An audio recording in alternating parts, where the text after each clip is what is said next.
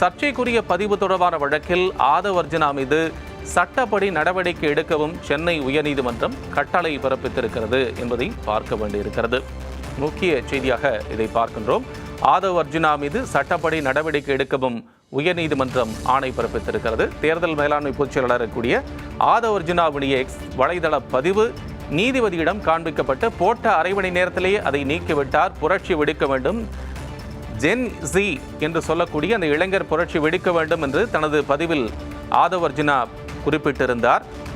இதற்கும் நீதியரசர் மிக கடுமையாக சாடியிருக்கக்கூடிய சூழ்நிலையில் புரட்சி ஏற்படுத்துவது போல ஆதவ் அர்ஜுனா பதிவிட்டிருக்கிறார். இதற்கு பின்னால் இருக்கக்கூடிய பின்புலத்தை விசாரித்து நடவடிக்கை எடுக்க வேண்டும் என்று உயர்நீதிமன்றம் கருத்து தெரிவித்திருக்கிறது என்பதை பார்க்கின்றோம். அது மட்டுமல்ல, உடனடியாக அவர் மீது நடவடிக்கை எடுக்க வேண்டும் என்ற ஆணையையும் நீதியரசர் பிறப்பித்திருக்கிறார்.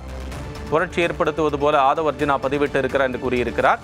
நிகழ்ச்சி ஒருங்கிணைப்பாளர் என்கிற அடிப்படையில் அதற்கான பொறுப்பு ஆதவ் அர்ஜுனாவுக்கு இருந்திருக்க வேண்டும் என்றும் நீதிபதி கருதியிருக்கிறார். ஏற்கனவே நாமக்கல் மாவட்டத்தினுடைய தலைவராக இருக்கக்கூடிய தாவேகா கட்சியினர் தலைவராக இருக்கக்கூடியவருக்கும் இந்த தனது முன்ஜாமீன் கோரி அவர் கேட்டிருந்த அந்த மனுவும் தள்ளுபடி செய்யப்பட்டது என்பதும் இந்த நேரத்திலே குறிப்பிடத்தக்கது.